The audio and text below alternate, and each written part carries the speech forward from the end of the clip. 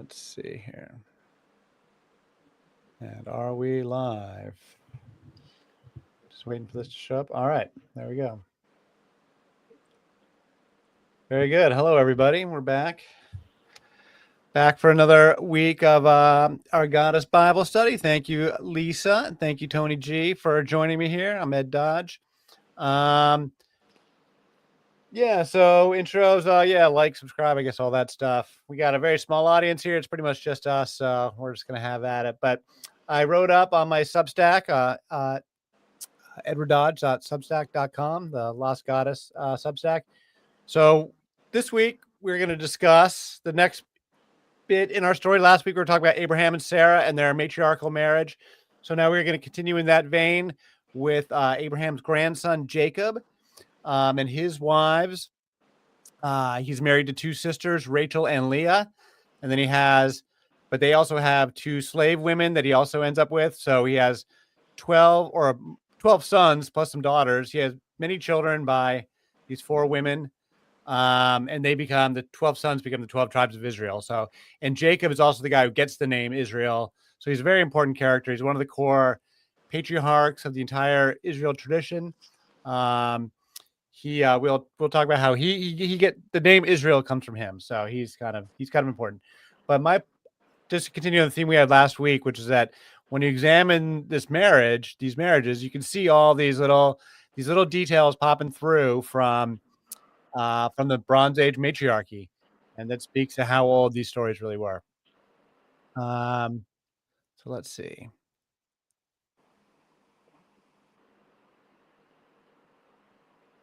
You know, and I don't ascribe any real historicity to these stories. I think these are the folk tales that the Israelites had back in the day, but even then they're very old by our, today. Let's see. So Jacob ends up with the four wives, but it's no harem. Throughout the story, it's always the women who demand that Jacob provide them with children for themselves, and it's not the man demanding it from the wife. Biblical writers never mention Rachel and Leah's mother, only her father. But that's just a reflection of their editorial bias. They are trying to write matriarchies out of existence. They don't want you to know that they ever happened. So anyway, and also they're all cousins, like Jacob and Rachel and Leah. They're all like first cousins. There's that too. We don't. It reminds me of when I attended the Capel family reunion, and my grandmother said, "So, a lot of beautiful women here." And I said, "Grandma, it's a freaking family reunion." And she goes, "Well, you know, me and your grandpa are second cousins, right?" And I was like, "Oh my god." All right, so we'll just go through this. So this is the beginning where he meets them all for the first time. So while he was still speaking with them, Rachel arrived with her father's sheep, for she was a shepherdess. Back to the shepherds and farmers. So shepherds are the good guys.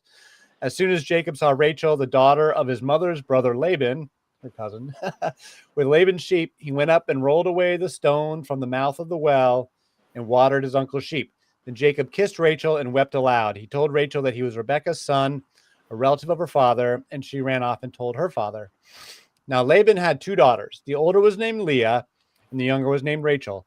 Leah had weak eyes, but Rachel was shapely and beautiful. Since Jacob loved Rachel, he answered, "I will serve you 7 years for your young daughter Rachel." Laban replied, "Better that I give her to you than to another. Stay here with me." So Jacob served 7 years for Rachel, yet it seemed but a few days because of his love for her. Finally, Jacob said to Laban, "Grant me my wife, for my time is complete, and I want to sleep with her." So Laban invited all the men to that place and prepared a feast. But when the evening came, Laban took his daughter Leah and gave her to Jacob, and he slept with her. And Laban gave her his servant girl Zilpah to his daughter Leah as her maidservant. So I just think it's funny, like the woman he loves gets substituted out on his wedding night. He doesn't even notice. I just think that's kind of hilarious. It is odd, but I like that you mentioned the whole shepherds versus farmers thing, because I noticed that and how that shows up in here, especially later on when we find out that Leah's son is basically a farmer, and I was like, I wonder what it is between like these sisters, if that was a thing, like Rachel's the shepherdess. I didn't even notice that. Yeah. Yeah. Good. All right. See, good details. When morning came, there was Leah. "What have you done to me?" Jacob said to Laban. "Wasn't it for Rachel that I served you? Why have you deceived me?"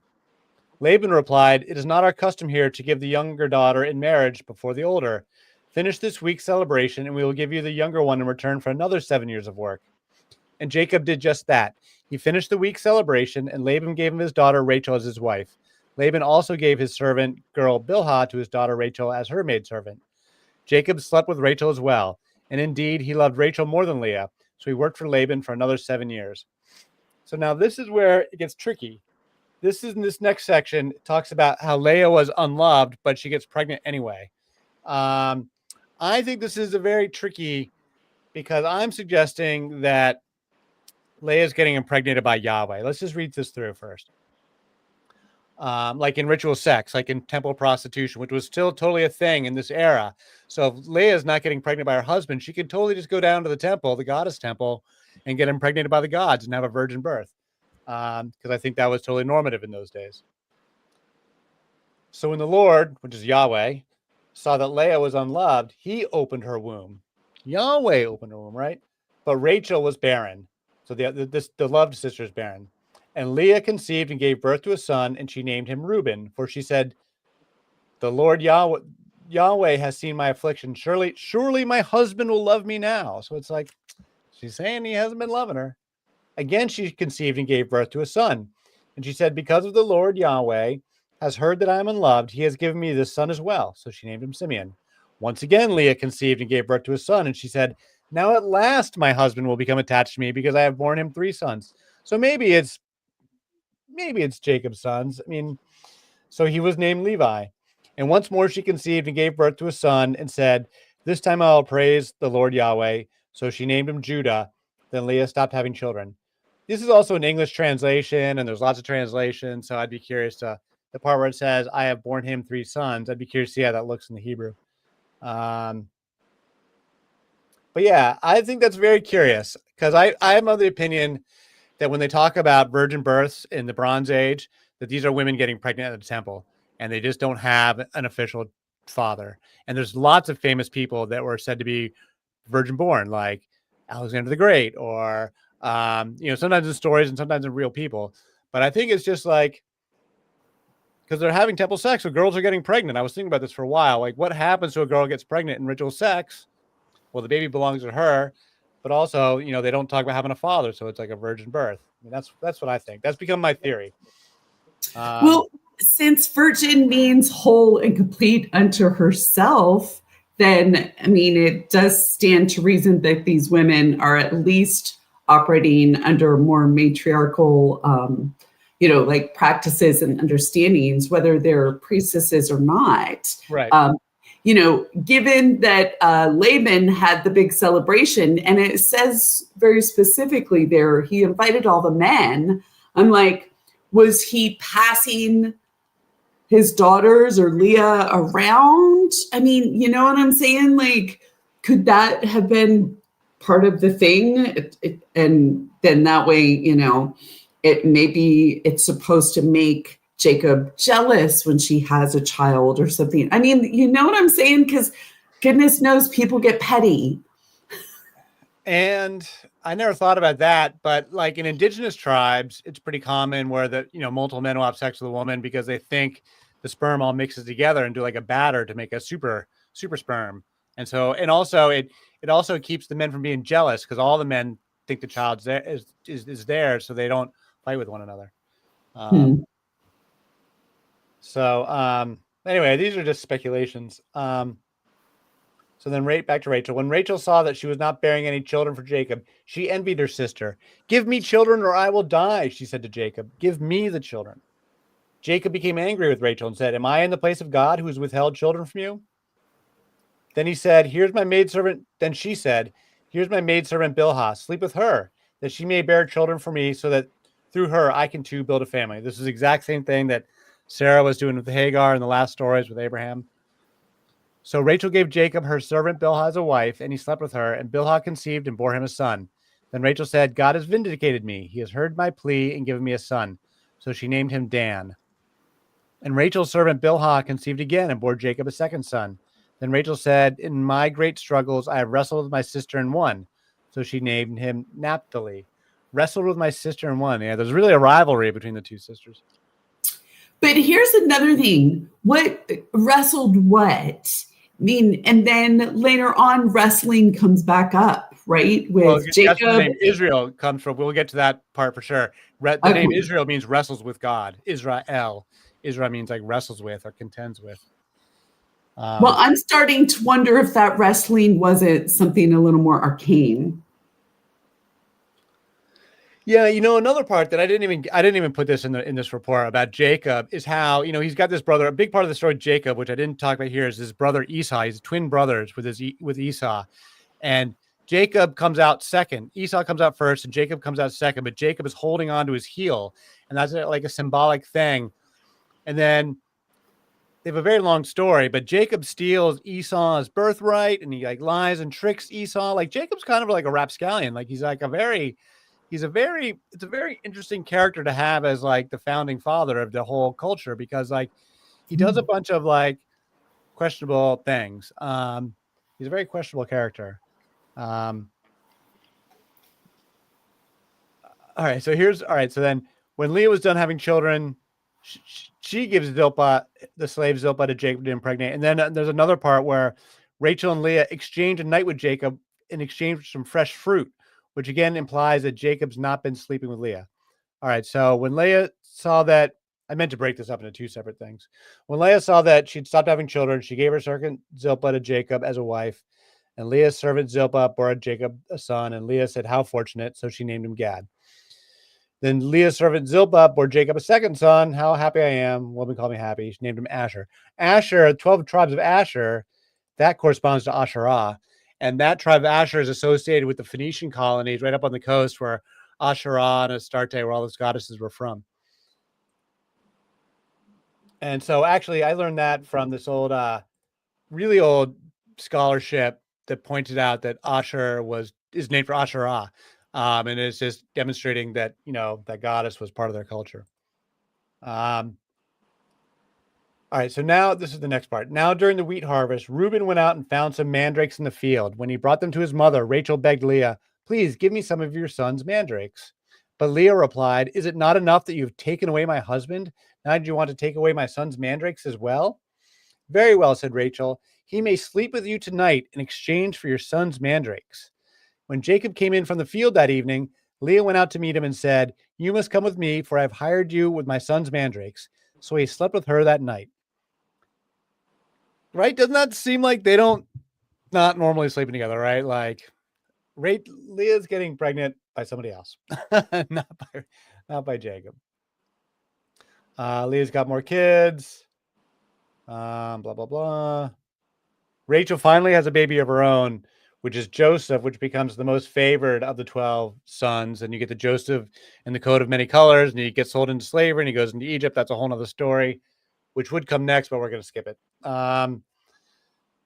Then God remembered Rachel. He listened to her and opened her womb, and she conceived and gave birth to a son.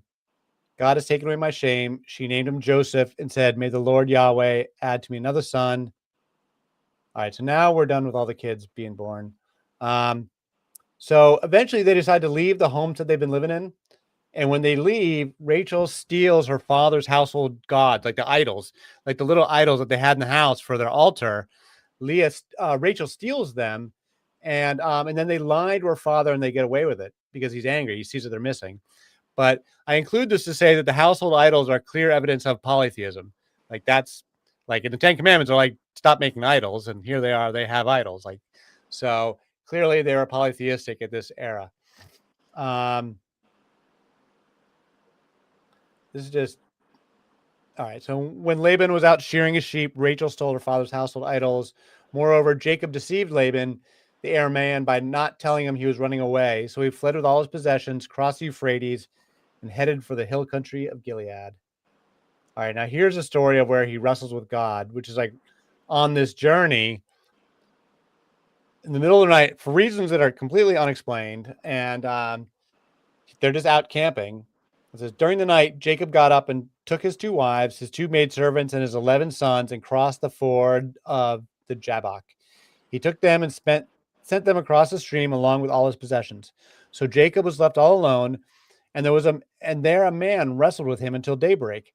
When the man saw that he could not overpower Jacob, he struck the socket of Jacob's hip and dislocated it as they wrestled. Then the man said, "Let me go, for it is daybreak." But Jacob replied, "I will not let you go unless you bless me."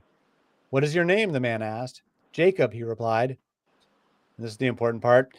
Then the man said, "Your name will no longer be Jacob, but Israel, because you have struggled with God and with men, and you have prevailed." And Jacob requested, "Please tell me your name." But he replied, "Why do you ask my name?" Then he blessed Jacob there. So Jacob named the place Peniel. Indeed, I have seen God face to face, and yet my life was spared. All right. So, Does that mean Jacob like sent the wife and kids over the river, did a mushroom, and then like had his own spiritual experience? maybe he's by himself, right? And he has a spiritual experience. He's by himself and he wrestled with God. I mean, it just seems like I like that approach, Tony, because mine is much more carnal. Yeah, no, I like that too, Tony. That is, I hadn't thought of that, but thank you for the contribution. What were you thinking, Lisa? No, I'm thinking that if he sent the women away and he's wrestling, quote unquote, with a man all night until the morning. Like he's just masturbating all night? No, I think he is hooking up with a dude. I it's do. It's like broke back Mount Zion. Is that what it is? To the point that his hip is busted? I mean, because did you ever see Brokeback Mountain? Yeah. Yeah, right. It could get a little rough, right? Like that's anyway. He's limping the next day. Yeah. Boy, thank you both, you guys. I hadn't thought of either one of those. I mean, that's why you pay us the big bucks, Ed. That's right. Now, this is this next bit I think is really important. Jacob goes to the town of Bethel, which means house of El. They keep coming back to the El Yahweh distinction. And he built an altar in Bethel, and he marks on the altar, and this is in English, it says, El Eloi Israel. That's how it gets translated in English text. And what that means is El is the God of Israel. So once again, not Yahweh is the God of Israel. El is the God of Israel, because these guys at this time in history had never even heard of Yahweh. So they're just worshiping El, and they're totally polytheistic. But it does beg a question: why are they worshiping El? And is this, a prelude to monotheism and working their way to monotheism? Because I think that I think it's entirely possible. I do believe the Israelites were real people. I do believe they were actually enslaved in Egypt, and I do believe they actually escaped enslavement in the Bronze Age collapse, and that the Exodus, there has a kernel of truth to the Exodus, and that, in about 2 centuries prior to that, like in the 1300s BC, is when Akhenaten was the heretic pharaoh of Egypt who introduced an early form of monotheism that was just about the sun, about Aten. And he shut down all the other temples. And it was this completely radical religious reform that included a lot of radical artwork that survives in the archaeology. Really striking stuff. His wife is Nefertiti. I think that's his wife, right? And these are really radical religious reforms, but they didn't outlast Akhenaten. They were only in place for like 20 years. And as soon as Akhenaten died, his son went back to the traditional religions of Egypt and restored all the older pagan temples. But many people, including me, see this as an early, iteration of monotheism. I mean, biblical scholars have been saying this for a long time. That I think it's quite likely inspired the Israelites to think about, all right, if we want to just worship one God, which one would it be? And so they choose El, who is the sky father of the entire pantheon, same as Allah. And they just pick the sky father to the exclusion of everybody else. And by calling themselves Israelites, identifying themselves with El early on, I do think that's an indication of like they're certainly favoring El, even if the rest of the pantheon is still around. And then it's the Yahwehs in the first temple that really, actually make a forcible effort to shut down the rival temples. All right, so we're getting towards the end here. All right. After Jacob had returned from Paddan Aram, God appeared to him again and blessed him. And God said to him, Though your name is Jacob, you will no longer be called Jacob. Instead, your name will be Israel. So God named him Israel. They're kind of just repeating that. And God, all right, so here's like the stuff that plays into modern day Israel. And God told him, I am God Almighty. Be fruitful and multiply. A nation, even a company of nations, shall come from you, and kings shall descend from you. The land that I gave you to Abraham and Isaac, I will give to you, and I will give this land to your descendants after you. Then God went up from this place where he had spoken with him. So Jacob set up a pillar in the place where God had spoken with him, a stone marker, and he poured out a drink offering on it and anointed it with oil. Jacob called the place where God had spoken with him Bethel. So yeah, the stone, the stone marker, the pillar. It's like that's like an idol. That's like the kind of idols that they would be smashing later on, anointing it with oil, pouring out a drink offering. This is all like very old-fashioned pagan stuff. It's actually very commonplace pagan practices. Even to this day. Yes. I mean, they do this stuff in India like today. Like if you go to India right now and go to a temple, they'll be pouring out drink offerings on the. Well, I mean, we do it all the time to our gods, or talk to the Druids, or talk to the Norse pagans or whatever. Like these are sacred practices. Yeah. And Native Americans, they all typically will offer tobacco to the earth and the spirits and so on. But I'm wondering here, Ed, because if Jacob is the one that called this place Bethel, then Bethel, why were they referring to it as Bethel earlier? Would it have had a different name? I don't know. Yeah, no, I noticed that too. It seemed like the name Bethel was already there. Yeah.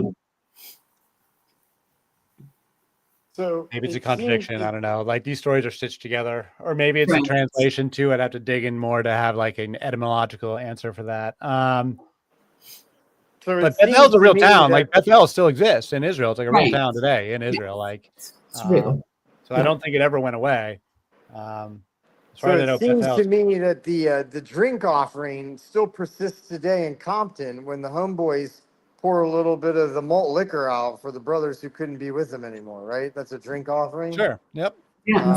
But I think the reason why you're highlighting Jacob turned Israel pouring out on the altar is because it's a pagan tradition, and pagan means matriarchal. Right. That's what you're drawing. Pagan means polytheistic, and it includes having mother goddess, but they're definitely patriarchal pagans.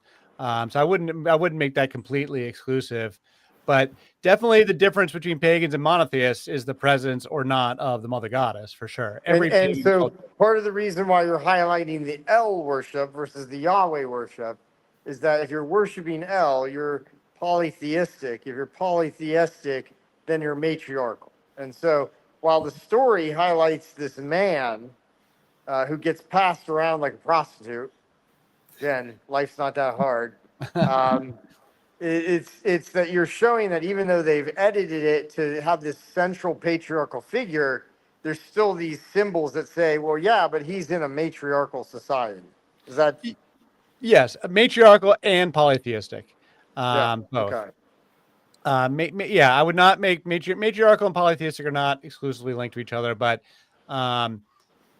he is matriarchal and polytheistic. Yeah, but it's not coming across super obvious because what they've tried to do is kind of emphasize this man, this patriarch versus matriarchal goddess worship.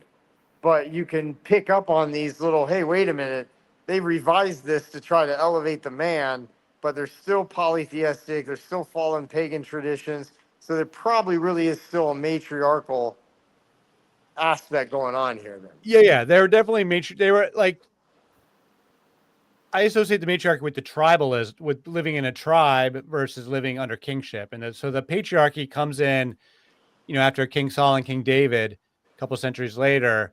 And that's when the patriarchy kicks in hard. And that's when Yahweh kicks in. The point I'm emphasizing is that a couple things is that, first of all, by noting that El and Yahweh are two separate gods, it really helps clear up the contradictions about like all the nastiness in the Old Testament. because like all the nasty behavior, all the genocide and jealousy and all the really ugly behavior that people rightfully complain about in the Old Testament, it's almost all exclusively Yahweh, almost all of it, except for the child sacrifice that goes with El. But other than that, El is a really kind God, and he's like the sky father who's like has a kind reputation in these cultures, and he's not nasty at all. And he's got a wife who's Asherah, who's the Earth Mother. So El goes with Asherah, and it's when it'll be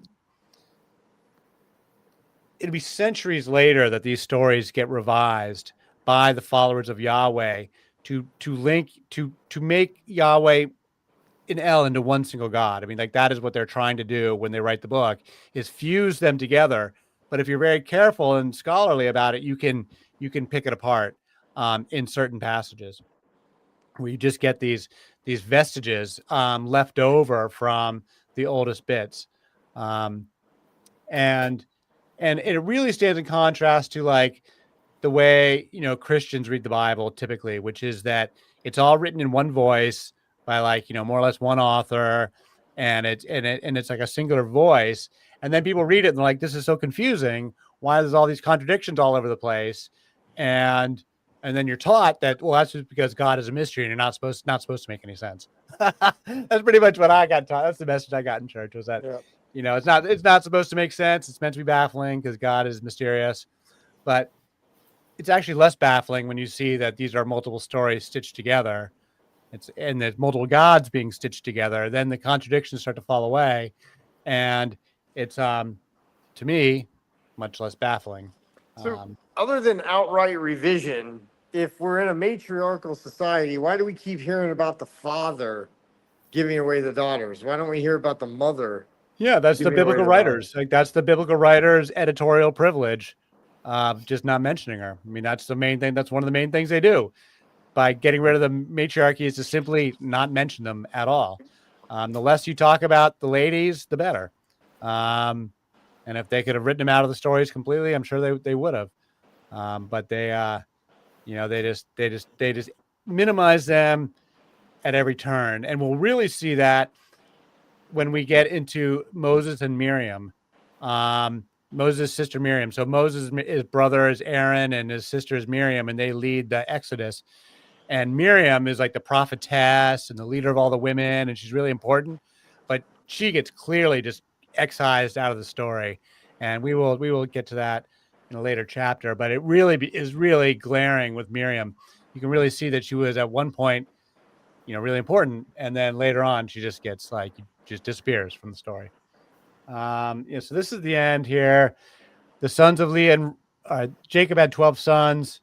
The sons of Leah were Reuben, the firstborn of Jacob, Simeon, Levi, Judah, Issachar, and Zebulun.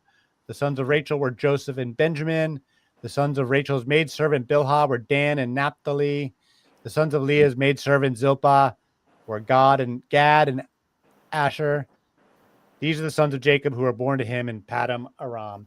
And so those become the 12 tribes of Israel. Those are the names of the 12 tribes. You see things like Levi are the Levites, and those are the Levite priests who end up writing, or also biblical writers. So the Levite priests are very important. You see the same Simeon, Jacob, Judah is the nation of Judah where Jerusalem is. So some of these names are very important. Benjamin, Asher, I said, was Asherah. So, you see these names live on in modern day Judaism and modern day in Christianity too. So anyway, that's all that I had prepared. So the floor is open. All right, next chapter, we'll talk about Judah and Tamar, the Kadesha. We'll get to talk about more of that ritual sex or sacred sex. All right, bring it on. Hey, back to the very beginning. If virgin births are because the women are in charge and they can go to the temple and get basically artificially inseminated, old school style. Right. Does that mean that Jesus's mom Mary just really, was like a matriarch and got a virginal birth at the temple rather than like Archangel and the Holy Spirit impregnating her? Good question. Fair question. My interpretation of that is at that point of history just a literary mechanism that the historical mother of an historical Jesus in the first century Roman Empire was not. I don't think she actually got impregnated at a temple. I think at that point it's just a literary trope, but the literary trope has roots in actual history farther back in time, because at that point in history, by the time you get to historical Jesus, we're fully patriarchy. I mean, the patriarchy is fully 2000. It's been in place for 1,000 years, and respectable women are not at. The difference between matriarchy and patriarchy with the temple prostitution is in the matriarchal era, respectable women ran it and were involved in it and kept the money and participated in it. And in the patriarchal era later on, like with the Greeks and Romans, none of the wives and respectable women are participating in temple sex. It's only because they talk about it. Herodotus talks about it with foreign countries prostituting their daughters and how that's not something they did in Greece in 500 BC, but it was still going on in foreign countries. And so in the Roman era, the temple sex, I think, was just all slaves, right? And I don't think there's any like respectable women, slaves and courtesans and women like that. I don't think there's any respectable women taking part in ritual sex in the Roman Empire, in the Roman era. I think that's kind of the difference between matriarchal and patriarchal, prostitution, if you will. Is it controlled by the men or controlled by the women?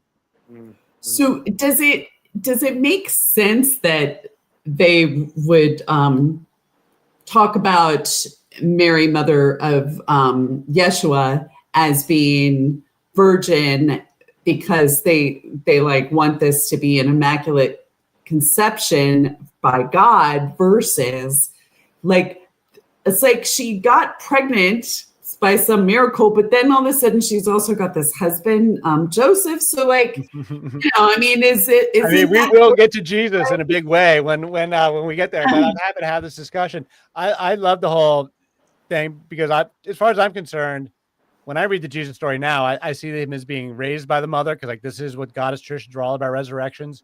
And then the virgin births too is also a way to, what I think it is that these stories were being written in the Roman Empire for a Roman audience, trying to win over converts among Roman pagans. It's not really being written for a Jewish audience so much as written for a pagan audience. And so a Roman era pagan in the first century or second century after Jesus would catch all these references. They would catch the reference to like a dying and rising God. Like that's just a perfectly normative thing. They had the Virgin Mary. She is, in some traditions, she ought to be a goddess. I'm a big believer that we should have a trinity of mother, father, son, because this was the theological dispute they were having at that time. The most popular religion in the Roman Empire at that time was the religion of Isis, and was the Romanized version of the Isis religion from Egypt. So they had like this in Alexandria. They fused Greek and Egyptian religion together. So they fused Zeus and Osiris together to make Serapis, and they fused Horus and Apollo together to make another god. I think his name is Harpocrates. But Isis never changed her name, and Isis was systematically fused with every goddess in the entire Mediterranean, and she was the most popular deity in the Roman Empire, much more than the Greeks and Roman religion. Most of the emperors were in the Isis cults. It was very influential, very big, very widespread, as far up north as London and Paris, all over the entire Roman empire, from Africa to Northern Europe and everywhere else. And so they have a trinity of mother, father, son, with Isis in the first position. And this was a big dispute, because what it comes down to, part of it is that, are we part of nature or separate from nature? That's what you get when you have the mother there, is that we're part of nature. And so the Greeks very explicitly did not think they were part of nature. Greek and Roman religion, Greek and Roman worldview was that humans were the greatest creation of the gods, and humans were elevated above nature, and they rejected Egyptian religion quite explicitly for this reason. Like Egyptian religion, all the gods are half human, half animal. The Greeks totally rejected that on theological grounds. All the Greco-Roman gods are all human, are all the human form. They're not half animal. And so they don't put the woman in the first position. They don't put the mother goddess in the first position. They reduce her. And that's what happens to the Virgin Mary is that she's like this sort of quasi goddess. She's got the symbols, but she's not quite elevated all the way up there. They call her the Queen of Heaven. They call her the Mother of God. All these things that are titles of the great Bronze Age goddesses, but clearly the Virgin Mary in the Christian traditions is not on the same plane as God and Jesus. She's clearly not in the Trinity, right? So this was an argument. This would have been an argument they would have been having it in the year 100, in the year 200, when the Egyptian religion was still going strong.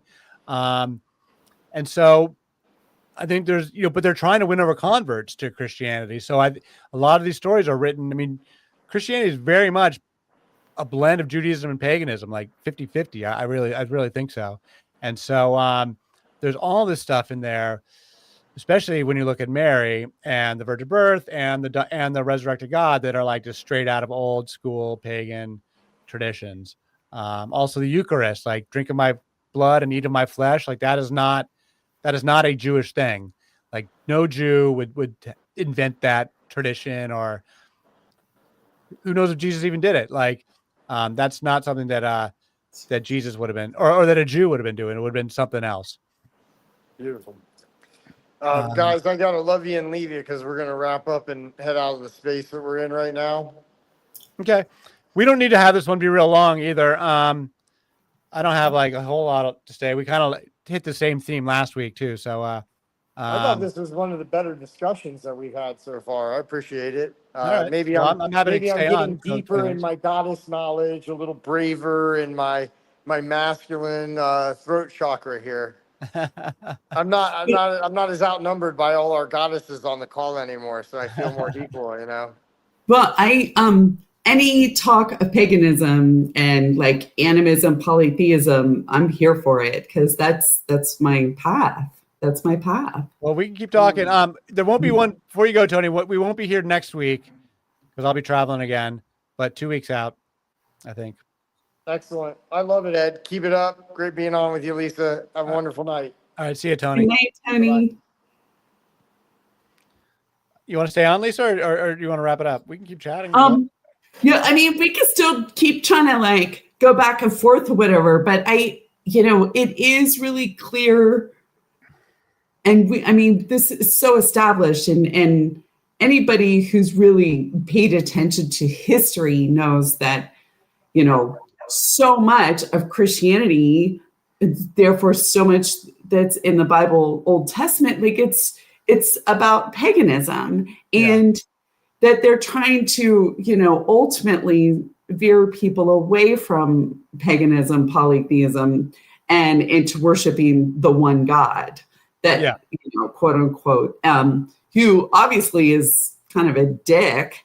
I mean, really, but I just, know a lot of quote believers, they're not taught that. They're not told that. No, they're taught, in fact, quite the opposite. I mean, contemporary Protestants in America utterly reject that there's any paganism at all in Christianity. They hate the idea.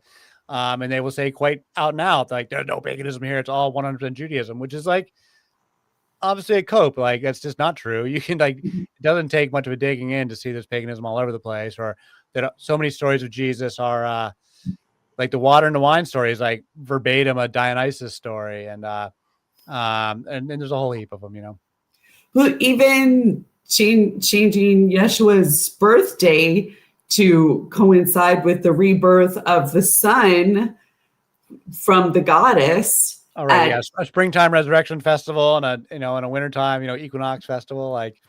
Yeah. Or solstice. I mean, so, but solstice. I mean, all you have to do is also just look at history. The Romans, hi.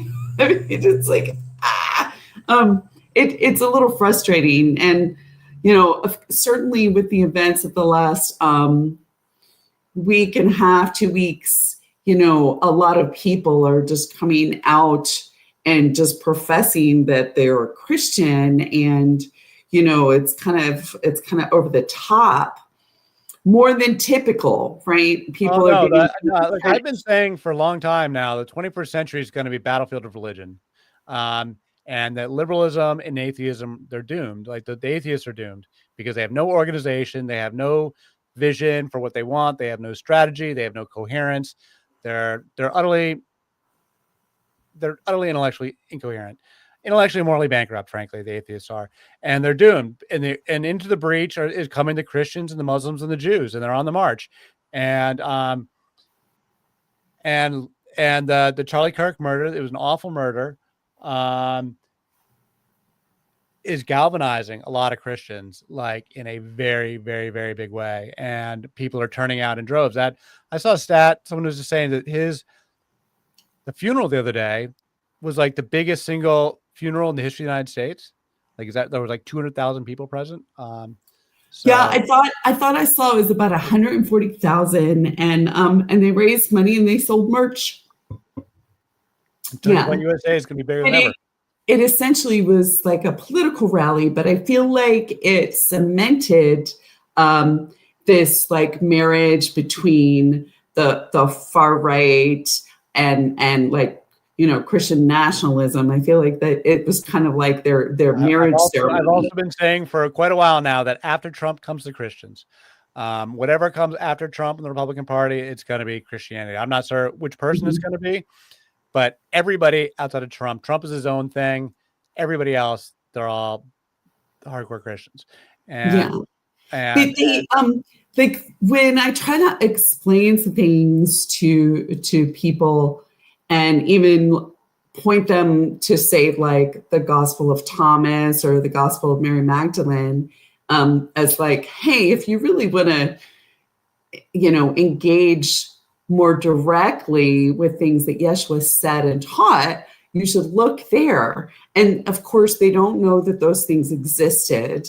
They, you know, and they also don't really know anything about their Bible history. They don't actually even know much in the way of actual history of Christianity and the church, much beyond just the split between Catholicism and Protestantism. Like, and even then, they're not as well versed in understanding that split, exactly how it came about, and you know, like the trickle down effects and so on, like that. So it's kind of disappointing, you know, to engage with people like that are really entrenched because they haven't taken the time or done the research or the critical thinking it takes to really look at these things. Like you going, hey, there's two gods here, El and Yahweh, like, you know, and nobody's like thinking to question that. Like, yeah. So I am going to do an interview tomorrow night with a Gnostic fellow, Nathan. Nice. He's like a Gnostic bishop, I guess, down in Australia. He's been reading my book. I'm not sure when it's going to air. It's not letting me live. And regarding the Gnostics, I think they talk about the monad and the demiurge, that the god, there's like two separate gods. And I think that's exactly what they're talking about. I think they're talking about El and Yahweh. And monad, the monad is the high god. That's El, that's the source. And the demiurge is the god of our local world, who's a nasty god who created a nasty world and a nasty kind of society. A false god in a sense. False god, exactly. Yeah. And, the imposter, if you will. And so I believe, and this is my intuition because the texts are all fragmented, we don't have enough to really dial it in, you know, in terms of textual evidence. But I think what they were trying to do was like install Jesus instead of Yahweh, and like elevating Jesus and knocking Yahweh out, to create a new world where you get rid of the demiurge and install Jesus as the new God, the new Lord, to bring about a new era. And so that's how I see the monad and the demiurge. I see it as simply El and Yahweh.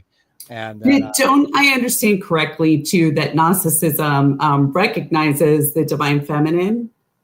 Sure, yeah. Sophia is all over the place. I mean, it's usually they're talking about Sophia, but so they're not talking about all the nature stuff. It's just Sophia. But yeah, Sophia is all over the place. She leaps off the page. They talk about Divine Mother. Now Sophia is wisdom for the audience. Sophia is the Greek word for wisdom, and that's the one aspect of the feminine divine that carried on in the Judeo-Christian traditions that they still was found acceptable, because it has nothing to do with anything material, no nature, no sex associated with it. It's just wisdom, but it is still associated with the feminine. And so King Solomon in Proverbs, will definitely, this is a really important part for me when we get to this chapter, is that King Solomon, he's the father of the wisdom traditions. He's credited with Proverbs, the book of Proverbs, and the book of Ecclesiastes. Not that the historical Solomon would have written them, but he's credited with them by tradition. And in Proverbs, it talks about Sophia is there with Yahweh at the creation, and she is there building this world with him. And there's all these great passages from Proverbs about that. And so King Solomon is called the father of the wisdom traditions, but he's also the guy who's heavily criticized by the biblical writers, but for goddess worship and for marrying all these women. And he worships Astarte and built a temple to Astarte. And the biblical writers are very, very critical of King Solomon for this, which makes me think it's true that there really was a King Solomon who really was a goddess worshiper, and they just, tried their hardest to bury it, but couldn't quite bury it. So yeah, the Gnostics. Yep. I like the Gnostics. And then Mary Magdalene is the apostle to the apostles. She's the one who knows all of Jesus' secrets.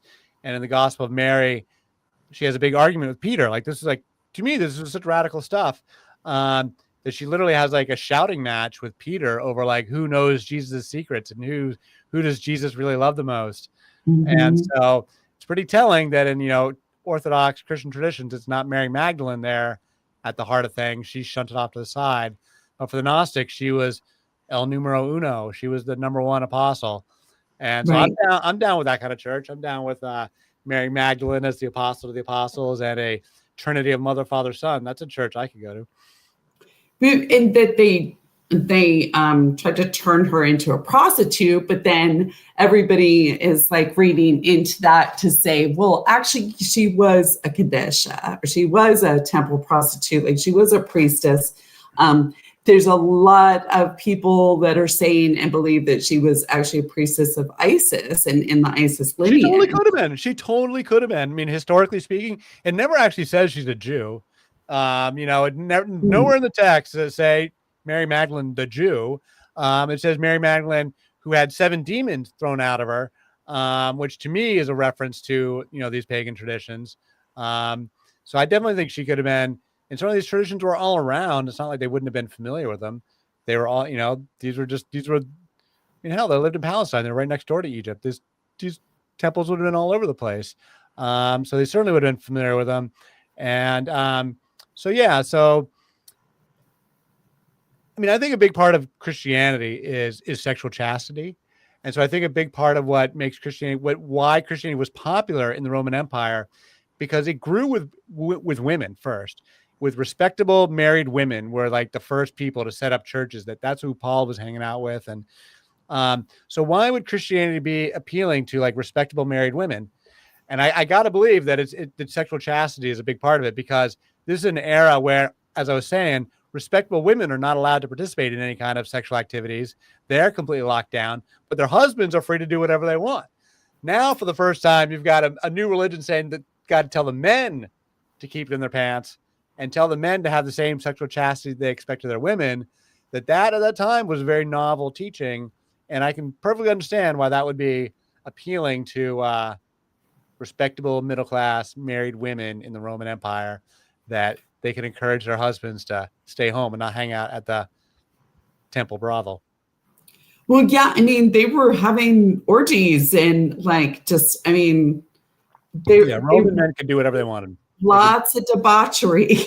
Lots of debauchery. And also lots of having like male lovers, or like a young, very young. The Greeks did the pederasty. That was like a tradition for them. Okay. Right. So yeah. So I could see what you're saying there. So, because there's no question in my mind that sexual chastity is a big part of Christianity. Like, it's a central part of Christian. People don't talk about it that much, sort of accept it without discussion. But like, it's one thing the pagans did, was like they ritualized sex and they celebrated sexuality and still do. And they still do. And clearly it's a very distinct thing from Christianity. And I gotta believe it's part of the reason why it grew. Because I can certainly see sex traditions getting, if they're unrestrained, getting completely out of hand and being. We have that today, but it's in neo tantra communities. So yeah, that's it's definitely happening in neo tantric communities. Maybe a little bit of overlap with some of the polyamory and so on, but mostly they're getting out of hand with their behavior. Yeah, but it really is mostly neo tantra that's doing that, big time. Lots of abuses and a lot of things getting out of hand. Yeah, manipulation and abuse for sure. Big time. Yeah. Yeah, and so I can see why people would want to put restraints on all that kind of stuff. Especially when you think about like farther back in like Sumerian history, where I was saying in a different episode where like they would have sex in the street. Like that was celebrated. Like having sex in the street in public was like a good thing and the sign of a lively town. And so like you wanted to see people having sex in the street, and clearly the Romans totally shut all that down. It's a sign of fertility and fecundity, and that's what you want and need to survive and thrive. And and it was supposed to also carry over to your crops and your livestock and that sort of thing. Yep. Yeah. But also, since, at what point did Christians, the Bible, at what point do they decide the original sin is the act of sex and lovemaking? St. Augustine. St. Augustine is the one who coins the term original sin and associates it with the Garden of Eden story, the 3rd century. That's totally 1000% St. Augustine. Like he singularly gets credit for it. No one ever talked about the Garden of Eden story being anything having to do with sex or original sin until St. Augustine came along. And then everyone's felt that way ever since. Which is such BS, right? I mean, like, it just seems to me that one of the more ludicrous things, I mean, also just the idea of one person being a savior of all people is also, to me, just ludicrous. It makes absolutely no sense. But, original sin being the creation of life and the sharing of intimate love and pleasure, like that. Well, it's like the opposite level of manipulation and abuse. Christianity is abusive and manipulative about sex in terms of making you feel guilty about it. Instead of manipulating you into sex, they're manipulating you. They're using your own like sexual thoughts against you and turning you into a sinner, and you have to go confess all of your impure thoughts and masturbation. Psychological manipulation using guilt and shame and fear. Absolutely. And then they use that as a means of control over an entire society. Right. And a means of judgment and a means of just the opposite of compassion and grace. It's manipulation and abuse. And that was the stuff that drove me out of the church in the first place, was the manipulation and abuse. Mm-hmm. Well, I have to wonder, if as people theorize and as things go and history has patterns, right? That, if what is happening politically is the quote last throes of an old way of being and doing, if the same could be true and it could be said of Christianity itself, because, it seems like it's having a bit of a resurgence right now, but I don't think it would be if it wasn't for current politics. Yeah, I mean, I think it's contingent and on the moment for sure. I think we're due for a reformation. I think all these religions, I think atheism is frankly even worse than Christianity. I think the idea of having no God at all is worse than having this, flawed depiction of God. So, and I do think the atheism as a political movement fails for a reason. Like all the atheist political movements, from going back to the French Revolution, then throughout all the communist movements, they all collapsed and imploded on their own moral and intellectual incoherence. And not one of them survived more than just a few years, really. And as soon as the communist movements, after every single one of them, it's true of the Soviets, it's true of the Chinese, it's true of the French Revolution. As soon as like they go through this era where they shut down all the temples and they're really violent and murder a bunch of people and kill all the people that are religious, and then the whole society collapses into this complete catastrophe. The Soviets did it. It happened under Mao. It happened in the French Revolution with the Reign of Terror. And then as soon as that horror is over, they immediately go back to their traditional religion. They immediately go back to the churches and reopen all the churches, and people get their moral center back. The Russians did it. Like the Russians, the first thing they did after the Soviet Union fell was to open up the churches again, and they returned to like traditional Russian values. And now Russia's like strong again. The Chinese did it too. That people don't talk about it enough. That after Mao, they went back to Confucianism. It wasn't just they opened up the capitalist markets, which they did do, and that's a big part of what they did, but they also returned to their traditional Confucianist values and Buddhist values and Taoist values. And they're not shutting down religion in modern day China. People really misunderstand this. They are not going to allow religion to be used for political insurrection purposes, and they very much control that. And so that's what they're doing with the Uyghurs out in Xinjiang province. They're not shutting down Islam, but they are very much grabbing every single Muslim by the collar and saying, are you a jihadist or not? And if you're a jihadist, you're going to prison. You and all your friends and your family are all going to prison, and we're going to come on you like a ton of bricks. But if you're a Muslim who's perfectly willing to get along with the Chinese government, then here's some money for a mosque. Go ring your bells and not pray your face off. Like, they're not shutting down Islam in Xinjiang. You can go there. They're not shutting down Buddhism in Tibet. You can go visit. Now they're going to have a big fight over the next Dalai Lama, but there's a difference between state-sponsored religion and no religion at all.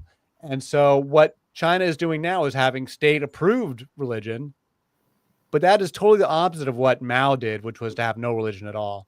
And so Chinese culture has returned to their traditional values, but Mother Goddess is part of traditional values too. That is also a return to traditional values. The original, the OG. The OG, absolutely. And, I was listening to this Native American, Leonard Peltier, who the Native American activist who was in jail for a long time, was released. And I was listening to, I didn't even realize he'd been released. He's like 80 years old. That's really recent. Yeah. He was commuted under Biden's last act in office, like an hour before he left office, was to commute Leonard Peltier. And I listened to an interview with him with Amy Goodman on Democracy Now! And he was going on and on about Mother Earth and the Indians. Like, he said, we're not Indians, but the natives, we love Mother Earth, and that's part of it. That's our religion. And so I think in terms of like 21st century religion, what I would like to see is like by putting the mother back in the Trinity with God and Jesus, like it's a new, different form of like neo-Gnostic Christianity, but it's also a way of reintroducing nature back into the equation and like nativizing the Christians. They were trying to Christianize the natives. Leonard Peltier talked about how when he was a kid, he got swooped up and put into these reform schools where they cut their hair and, were really abusive to him and, tried to, they openly talked about Christianizing the natives. Like they were going to save the natives. And Christian names, they weren't allowed to do anything that was traditional for them and their upbringing, including their language and practices and everything. Yeah. And they thought they were saving them. I mean, some people did. That they were saving them by bringing them to Christianity. They were going to civilize the savages, it's all very atrocious by our standards. But that's what they thought. And that was like literally the written policy, was like to Christianize the natives. I feel like we need to nativize the Christians. Like we need to like go in the exact opposite direction. We need more animists in this world. That's part of what we need, and more respect for all things feminine. And then, yes, absolutely. And then in terms of like Jesus, one thing I've been thinking about lately is like, I never bought into the idea that this guy 2000 years ago, like saved me from my sins or any of this stuff. Like it never made, like I never bought into like 2000-year-old atonement. But what I do think about in terms of what Jesus is in the real world, like chthonic Jesus, like what is Jesus in terms of like in reality? I think he doesn't just represent, but he is compassion, grace, and forgiveness, and infinite compassion, grace, and forgiveness. And it tells us that that compassion, grace, and forgiveness are available to you. Like, no matter how bad and rotten of a human being you are, no matter what sins you've committed, there's still compassion and grace and forgiveness still available to you right to the end. And it's a feature of the cosmos.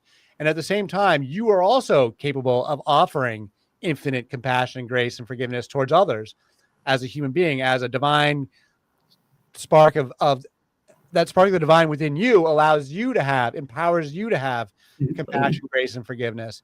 And that's what Jesus means to me today, is that, like, I'm not worried about what happened 2,000 years ago, but compassion, grace, and forgiveness is something that is here right now, and that we can live today, that we can experience today. So that's what Jesus means to me now. And that's not what I was taught, but that's how I see it. That's how I see it. Yeah, I believe he was teaching, like, he was a great teacher. He's a great teacher. And he was going against the grain. So, I mean, who doesn't love an underdog and a rebel, right? And that he was trying to help people to understand not just that he was, quote, the Son of God, but that we're all have, as you say, that divine spark. But as I say, like, we are all children of the divine. We all come from that. And I think that's what he was trying to convey to people. And I think a lot of what he also is trying to teach about forgiveness is like, when we're talking about the shame and the guilt shit that the church and, the control is all about, like, if forgiving yourself for your shortcomings and that sort of thing, because that's part of how we transcend our own guilt and shame, is by understanding that we're flawed, and that we're learning as we go, and that to forgive oneself is a huge step to learn to do that, right? And that forgiveness is really powerful and very healing. Not necessarily just the forgiveness between people, but also that self aspect of forgiveness that wipes away that shame and guilt. That's a great point. And self-love, you can't, it's very difficult to love other people if you don't love yourself first. And if you're like an emotional black hole, it's very hard to give out any light to people around you. So it's really important to forgive yourself and to at least have a smattering of self-love, at least a little bit, Yeah. So I do hold him in esteem as a human. I prefer to speak of him as Yeshua, because he was a human. He had a name. He did things. He taught, whatever, but not this sort of fictitious, like, Jesus Christ, who is the savior and everything, that because it never ever made sense to me from the few times I went to church as a kid. None of it ever made sense to me. But to grapple with this idea of Christ consciousness, and to also understand what the teachings really are versus the way that they've been twisted, I think makes it make more sense, and it makes it more accessible. And if we can just take this idea that this is a human person, and that yes, he is has divinity in him, but that's because we all do. Well, I think there was a Jesus the man, or Yeshua the man, and Jesus the God. I almost see them as two separate things, frankly. That Jesus the God doesn't even depend on Jesus the man at a certain point. I don't think we can really reconstruct who Jesus the man really was beyond a couple basic elements. And Jesus the God is like Krishna or Vishnu or any of the other gods. He's as real a God as any of those other gods are. Real or is not real. Well, I mean, if in that sense, then because people believe there's this sort of idea that some sort of entity or body of some energy is sort of created around this idea or this belief. And that's what animates it. So Jesus as Christ or a God, in that sense, there's enough people that believe in that So Lots of people. yeah, so yeah, kind of like in a pantheon versus like the Right. Yeah. No, I'm definitely polytheistic at this point in the sense that, I mean, I get it from the Hindus. Like they say there's one divine with countless manifestations, countless names. It's like when you shine a light through a jewel and you get an infinite number of like refractions coming out of it. Those are all the different gods, and they each one has its own little story and its own little angle, its own little bit of insight. And so in that way, I think polytheism is way more insightful than monotheism. I think monotheism is just like very blunt and very like like it's not insightful. Like it's not as intelligent. It's not like, as nuanced. Yeah, not as nuanced. It's not as creative and rich, right? It's lacking a lot of things. And it's all built around control and these institutions of control and authority. Christianity and Islam both are just like totally authoritarian religions. But those folks are organized and they have purpose in their lives. And there's hundreds of millions of them. That's true. And they have very real wealth and power and intention. And the atheist liberals are like not organized, not visionary. They're not organized. That's for damn sure. But not like that. No. Right. Well, that's where the mother comes in. You know, she has authority over God. She is the mother of God. She has authority of her own. And that's why the mother's so powerful. It's like a sword in the stone, just waiting to be pulled out for people to organize around this. You can organize hundreds of millions of people around the mother. There was in the past. There's no reason why we couldn't do it again. And that can go toe to toe with Islam. That can go toe to toe with Christianity. Like you could actually have a theological debate with Muslims. And you say, hey, you know, Muhammad knew these goddesses too. They're named. Alat is the wife of Allah. Manat, Uzza, and Manat. They are named in the Quran. To organize, though, would be to maybe go down a road that some of these other religions have gone down, where we don't want to get to this place again, and we don't want to malign or feed the mother that kind of like negativity. And well, it depends how you organize and what the principles are, what the principles of organization are. I mean, it doesn't have to be a centralized authoritarian organization. It can be decentralized organization. But organization just means people have some common ideas, and there's some point of agreement.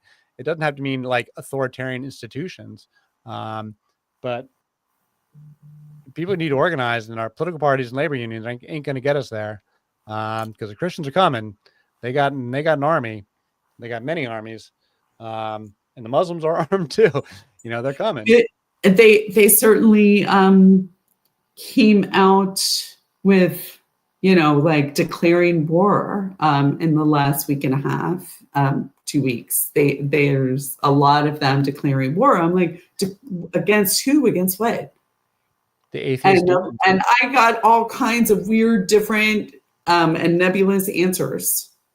Some of them some people were not sure, and some of them, of course, are trying to do the both, you know, the other side or those who aren't with us or against us kind of stuff. But that's problematic. And yeah, they seem to be really, they have a hard on for holy war. Like they want a Christian nation. Yeah. America is 400 years old since the first colonies.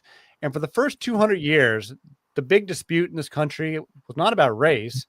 It was about whether this country would be a Christian nation or a heathen nation. And the heathens won that dispute. Thomas Jefferson was the heathen in chief. Right. They were deists, a lot of them. Well, they called him the heathen in chief. Like that's what his Christian opponents hated Thomas Jefferson. You know, he did separation of church and state. And yes, he did. And but for the last 200 years, then the dispute shifted over into slavery and racism. We've been arguing over slavery and racism for the last 200 years.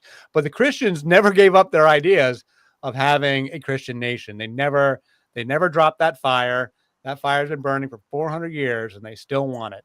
Well, they got the big boon with the manifest destiny idea right? That was kind of, it was destiny. It was destined by God that America was the new Israel, that take over the rest of this, continent and so on. Yeah, they said very openly that America was the new Israel, that, the Native Americans were just the Canaanites of our era. They needed to be swept aside because God favored the white Anglo-Saxon Protestants. That's why he made us white, to show how pure we are. Your dog's like, yeah. Yes, the white Anglo-Saxon Protestants very much saw themselves as God's favored children. We were the anointed ones of this era, and Manifest Destiny was all part of that. And yeah, they want to have a Christian nation. They they hate the counterculture. They've always hated the counterculture.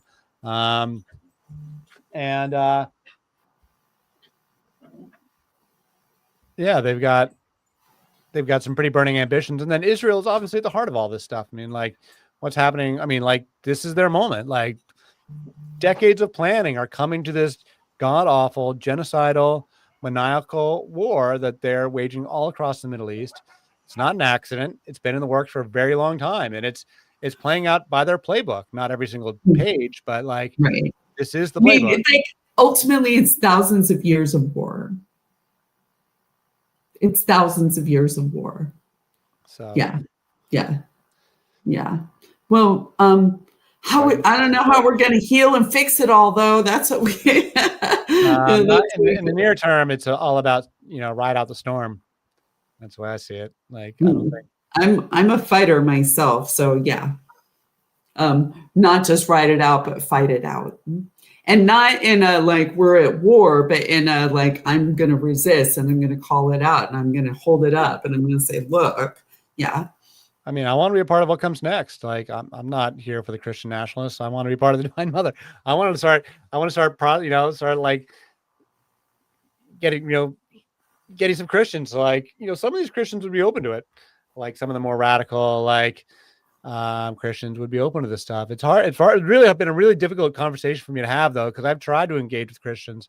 Usually they just tell me I'm dangerous, and then they stop the conversation. It's because they don't know how to have the conversation. Yeah. They're not willing to necessarily open their minds to these new and different ideas. And it's dangerous because it doesn't fit in their little tiny box. No, they very much want things in a box, for sure. Yeah.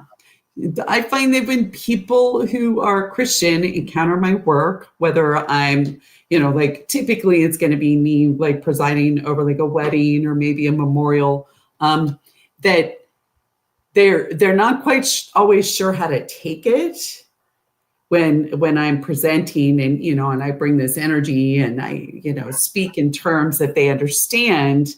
They're not sure what to make of it because it's not in the terms that they're used to hearing, but they often do get it. And they understand that the way that I speak, it has a lot of truth and it's very grounded. And I get some really good feedback. And it's what's beautiful is a lot of it comes from the very oldest folks. They're like, oh yeah, okay. Even though they're that wasn't Christian. She didn't mention Jesus or whatever, but they, because they think if you just speak grounded truths about life and, people can understand on that level at least and take religion out of the equation. But yeah. Can we be mutually respectful? Can we choose to get along? Or will we choose to not get along? I mean, it really comes down to a choice. Are we going to choose to fight or I mean, sometimes you got to fight. I mean, sometimes you have no choice, but we also choose to get along. People are not choosing to get along these days. I think we have to fight the regime, and I think we have to get along with our neighbor. Yeah, that's a good way. And that's a quote Christian. So that's a place where I think a lot of us can agree is we can be friends with and love our neighbors and our fellow people, but yeah, fight the regime. All right. On that note, I think we can wrap it up. Yeah. All right. Fight the regime. edwarddodge.substack.com. We'll keep this up and see if more than 3 people watch. And till next time, thank you, Lisa. Okay, thanks, Ed. Talk to you soon. Catch you later. Bye.